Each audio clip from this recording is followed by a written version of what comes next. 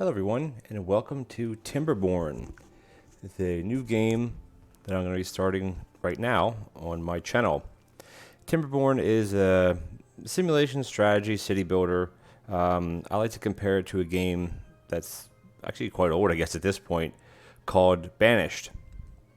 And Banished is a game that you have like seasons or you have periods where you have to have stock up resources in case of cold weather, etc. This game basically is the same thing. You have droughts, and you need to have supplies of food and water to survive the droughts. That's what makes the difficulty of the game. Now, when you start, you can have two factions of the game. You can play with folktales, which is the ones you start with, and then you can move to the Iron Teeth, which you have to unlock them. I believe you need to have up to 8 achievements or something for these to be able to unlock this one. But for this purpose, we're just going to start a new game with them. You can do it that way or click on each one.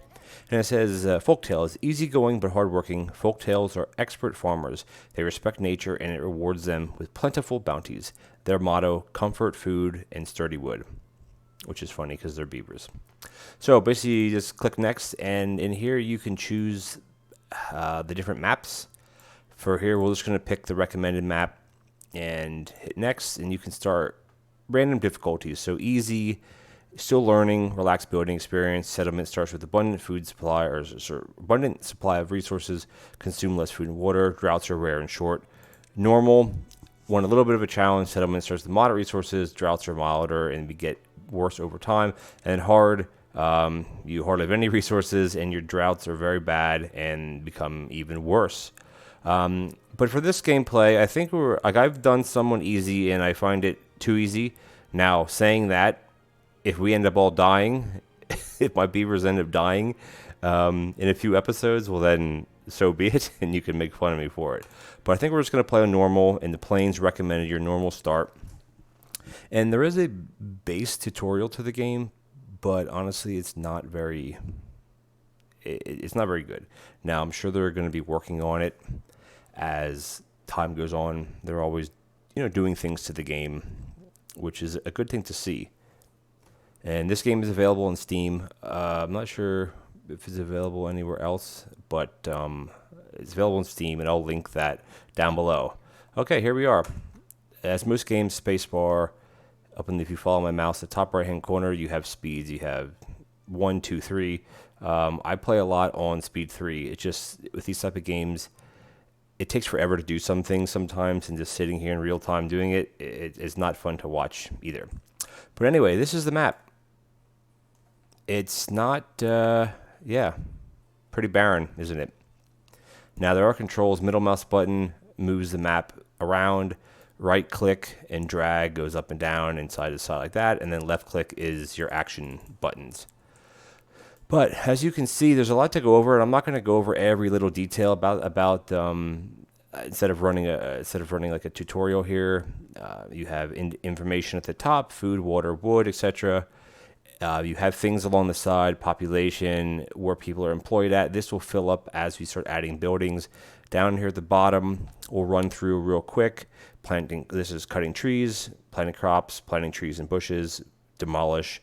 Assign priorities, paths, landscaping, including dams and water blocking features, storage, labor, housing, water, food, wood, metal, power, science, leisure, decoration, and monuments. So the overall gist of the game, there's no, in quotations, win here. I'm just going to disable the tutorial. We don't need that. But when you click on one of your little beavers, they all have names, their ages, etc. And they have, this is actually different from the last time I played. This used to just be in one window. It's not underneath this. But basically, you need your basic needs.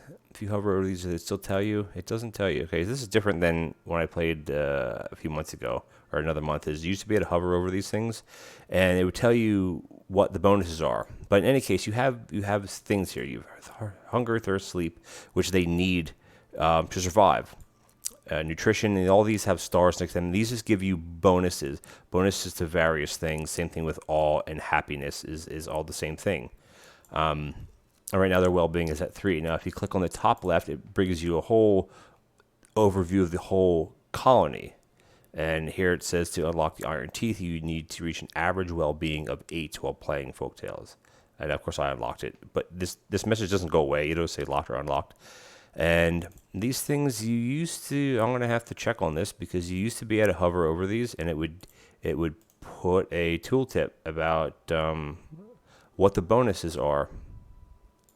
Honestly, I don't know why that doesn't do that anymore. I'll have to look into that. Maybe I'm doing something wrong since the last update. So anyway, sorry about that. So the first basic thing is you need food, which we have some berries. We need wood, which we have 0 of, and we have 0 water. So I'm just going to show you kind of how I get started.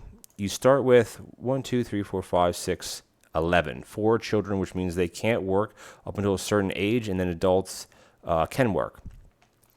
So you start off just with a simple path. Paths are pretty much free.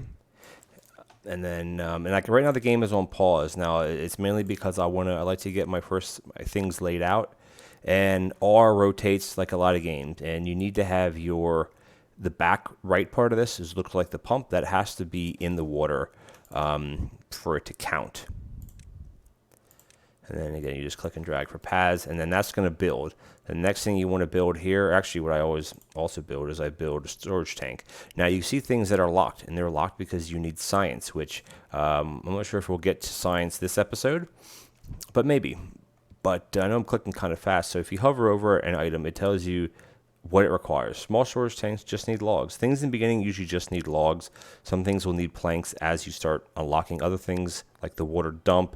The large tank actually takes gears and planks, not logs at all.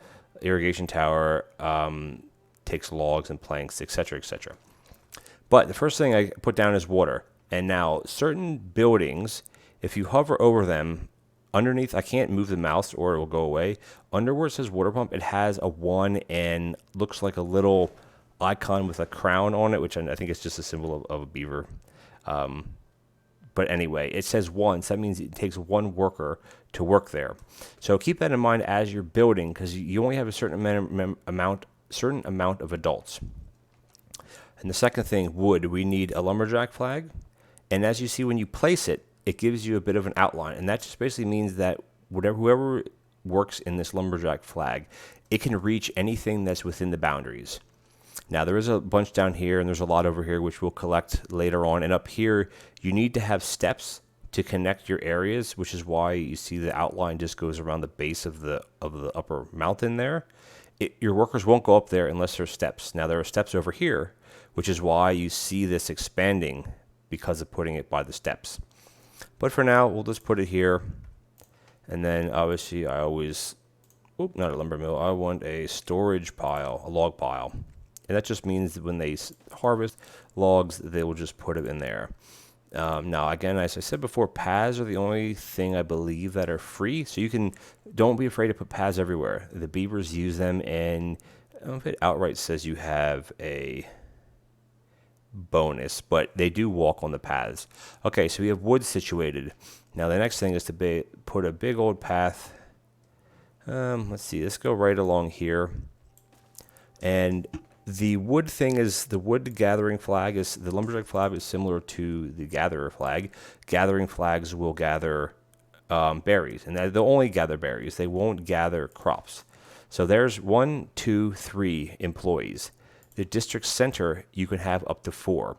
And each building, or I should say certain buildings, do various things. A lot of the buildings, this one isn't going to show, but you can toggle a transport goods between warehouses when idle, which means if there's nothing for the particular building to do, the workers will work as transporters, or beavers transporting goods from one building to the next.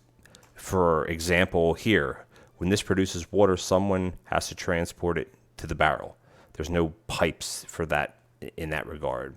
So you always need people here to work, and in your district center employs builders. That's where your builders come from this point in the game. So we got food sorted, we got water sorted, we got wood sorted. Well, we need a place to put all that stuff. So I like to put a warehouse. Now, logs will only go into log piles, or is that what they call it? Log piles. Finished goods as well as food will go into your storage warehouses. And you can, unlock research. You can get larger ones that can have higher capacities, and some that are even underground, which are great because they hold a lot of things. But if you look at what they require, gears, planks, and we have 0 of all of that. And then also, I want to come in here, and you can go into your demolish. I always want to demolish buildings or resources. I always like to get rid of this in the beginning and set that priority to high. Now, if you follow my cursor, you have priority. Everything by default is this white. I'm not sure that's little white squiggle. Now you can have like your priority 1 less, all the way at the bottom, 1 higher, all the way at the top. I guess it would be most priority to least priority. I want this done just so we get some water in here, and when that happens, you will see what happens. Now, as I said, the game is based around water, mainly around water, and water has a, not radius, but a tile distance that it will spread to, as you can see. Now, I can't zoom out anymore, or I could show you. So once water flows into here, this whole area up in here will become green. And once it does that, I'll show you how we benefit off of that. So that's basically, there's a lot for the workers to do. I also like to get a farmhouse going and to try to start getting some other crops. Now, I'm not sure how quickly they're actually going to do this, so I'm going to put this here. And when you plant crops, it's down in this menu. Now, you can plant trees and blueberry bushes, but you need a forester, which we're not anywhere near yet. We're just starting. Some people don't start with farmhouses because, again, you're going to be limited with how many beavers you have. But you have carrots, and this actually gives you your benefit. So hunger, nutrition 1, it's for carrot. Potatoes don't give you anything raw, neither does wheat, but you turn them into, you grill the potatoes for nutrition 2, and you make bread out of, you make flour out of the wheat, and then you make bread out of the flour, and that gives you nutrition 3. So like that's just a quick overview of how that works.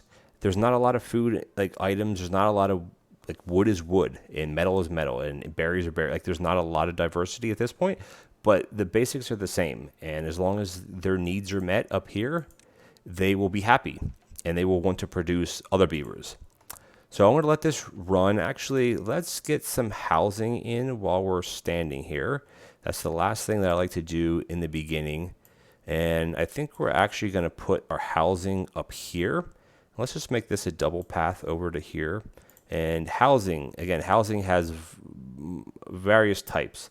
And it all just has to do with how many can stay in it. Your basic lodge and your mirrored lodge is just on how the door is set up. It'll make sense when I start placing them down. So I'm going to put 1 lodge here. And again, you hit the right, your R key to rotate. Now, the arrow has to be on a path for the building to be functional. If you can build it here, but you'll get a tooltip or whatever popping up saying that it's not going to work because it's not connected. Some things like the water tower is a bit funky because of how it's designed, where the arrow goes. But as you saw, most of the other things I was placing, you place it on a path. And a lot of things, especially housing, if you place it on a path, it lights up green, which means anything that's green, or even the bottom right hand of the screen, it's a bit yellow. It still connects in a sense. It's just farther away, and eventually it'll get to red, where your district won't reach anymore, and you got to build new districts. But anyway, let's just build. So I'm going to build 1 like that. And I'm going to build 1 mirrored, and basically that's what that does. Now these houses hold 3 each, which just isn't going to be enough because we have 11. But for now, we can actually build all of these, and that's what the mirroring does. It just makes it more aesthetically pleasing, I guess. So this is a lot for the beavers to do. So let's let them do it, and we can watch. Now they're going to go pretty fast. Oh yeah, they're going to do this first. So let's watch to see what happens. As I just said, this is going to be now land where you can put stuff on. Now, I'm going to pause it again real quick. Actually, I can let it run in slow speed. You see here, this says the lumberjack at the bottom right-hand corner. It says nothing to do because lumberjack flags just I'm sure if gatherers work the same way, but lumberjack flags, you need to mark the area that you want the beavers to cut by clicking and dragging, and it'll highlight everything on the same level. If you want to go up here, you have to click and drag here. You can't click and drag up. It won't work. That actually doesn't even need to be there. But now this went away, as you see. And the beavers are kind of, I have on the top left, it says what are employed, 3 unemployed. And because we don't have this built, nor do we have this built. So that'll take care of 2 workers. But let's just put another lumberjack flag, because right in the beginning, actually just put 3 down. Because in the beginning, you need to have lots of wood. And you can see here, these workers are carrying, let's pause it real quick so you can zoom. How can you zoom in any farther? You can't. That's as far as you can kind of zoom in. And as soon as you start moving, the camera will automatically pull you away from this angle. That's as close as you can zoom in, like as the game's playing. But they carry logs. They carry it's not just a generic block. It puts it in here, and as you see, it has 2 of 12. And we're going to put this top priority as well. This is fine. And then we're going to speed it up to 3 speed. And as these get built, the lumberjack flags, oops. Yeah, when you click on them, they make weird sounds. Which is kind of funny. And I wish these, I'm going to have to, again, read up on this. Because before, you used to be able to hover over this, and it would tell you what that bonus actually meant. And now it doesn't appear that it does that. It's so interesting. I don't understand why. And of course, up here it tells you their age, and you can rename them if you want. I don't have. I'm not going to go through naming, especially when you end up having 100 beavers. It just gets to be too much. But as you can see, they're building, and at nighttime they do go to sleep. The far top right-hand corner, there's a little clock. The blue represents nighttime, which is their downtime, and then the kind of yellow, orange, brown color, I guess based on how your colors you're set up, or if you're looking at it on your phone, that is the work period. You can change the work period. If they end up being super tired, meaning they're not getting enough sleep, these are perfectly fine. We're up on everything right now. So eventually this will come down, but for now we're fine. Because you can reduce the workday, or you can, if you have to get something done before a drought comes, then you can also increase the workday, which will make them a bit unhappy. Now, as these guys are building, our pump house, our water pump, is finished. And as you just slow it down a bit, as you can see, we have 1 worker, Taraka, in here. Now, as far as I know, the workers stay in a particular building or a particular job until either they die or you remove them. I believe this guy or girl, whatever, will come back to the same place all the time. Don't quote me on that, but that's how it used to work. Again, I haven't done a play series since the latest, I guess, upgrade, which was the other week. But anyway, as you watch this work, these are all the construction type buildings that make plank and make gears, etc. Will all have this type of window. It'll have a percentage to product completion. This produces water at, I'm not sure what the rate is. There's a lot of information here that it doesn't really show up. There is no, the beavers eat X amount of berries a day per adult beaver. There aren't statistics in the game for that. I assume it will be added to later. Let's speed it up a bit so people can kind of really dial in how many fields they actually need. Now, as you can see, let's slow it down. You have these guys. Guess what? They're thirsty now. If this thirst isn't met, again, I don't know what the time frame is with this, they will die. But we do have water. So let's see what this guy does. Zerganath. I'm just going to watch him to see if he goes down to get a drink. And look at that. Just as I said, they either go to the water tower and look at his thirst. It's not 100%, but it's up there. It's fine now. And he or she, I guess they're either or in this, they're all the same in this game. They will all go, and if they're thirsty, they'll go to get water. Now there's no water here, but there is stock here. So if they're thirsty, they will go and drink. But when you start seeing icons like that, that's a little concerning. Now, one last thing for right now is you see how it says on the left-hand side, we still have 1 unemployed. Now the farmhouse isn't built yet. and all the other buildings are spoken for that require a worker. And there are buildings that in the buildings that require or have capacity to have more than one worker, you'll have a box here. Right now, it's only allowing 2 of 4. These are grayed out. Now, if I open that up, as soon as I unpause this unemployed worker is going to go here. Boom, just like that. And then if I do another one, no one's going to go here because we have nobody unemployed. So you can micromanage things better by keeping an eye, if you're following my mouse, on the unemployed number and also where they're distributed. Because right now we have 3-on-3-on lumber, which we need for the beginning part of the game here. But as time goes on, we won't need as many lumberjacks. You come in here and you can either just pause it, which kicks the worker out, or you can delete it altogether, which there's no point in deleting it unless it's in the way. And you put it back and the worker's going to go right back to it. Now, if you have unemployed workers and you have slots open in more than one type of building, I think it's just random on which one they choose to go to. Again, you can manipulate it that way. Like say I wanted to push this worker down to the water tower. Well, I would just put this down to 2. This person would get kicked out, unemployed. They'd come right here to work at the water tower or the water pump. So it's a bit of micromanaging if that's your style. Otherwise, you can just leave everything at default. But as time goes on, I wouldn't recommend that. Okay, so they're working away. Now, population is not going up. Well, it's not going up because we have no housing. You need to have, right now we have 11 people and we have 0 housing, or 11 beavers, we have 0 housing. These 4 made, if they're constructed, will be able to house 12 together, which is a good thing. But I want to actually start putting some of these at a higher priority because right now they're dumping all of the logs into the storage. Actually, you know what? Let's finish the storage because it's just about finished. Now, once materials are delivered, it has build progress. This is where your district center workers come in because there's a difference between workers and transport beavers. The transporters will transport the materials to the building or the thing that needs to be built. The workers have to then go and build it. And there we go.